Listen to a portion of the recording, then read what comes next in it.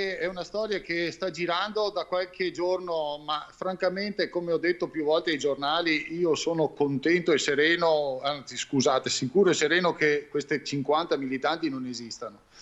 Di militanti so che ce ne sono 945, ieri ne sono venuti a votare 809, 810, mancano ancora 135 militanti che non sono potuti venire a votare, pertanto anche se dovessimo fare tutti i conti matematici che sono stati fatti con una certa precisione, visto che abbiamo esperti in questo, io penso che bisognerebbe avere avuto la fortuna che tutti fossero venuti a votare e che quindi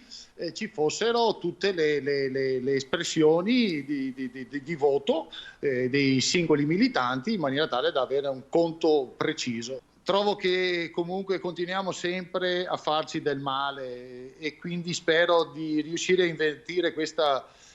tendenza e questa realtà attraverso quello che sarà il mio lavoro come segretario, nel pieno rispetto di tutti e nel pieno rispetto delle regole, dello statuto, di tutto quello che è Sì. la Lega.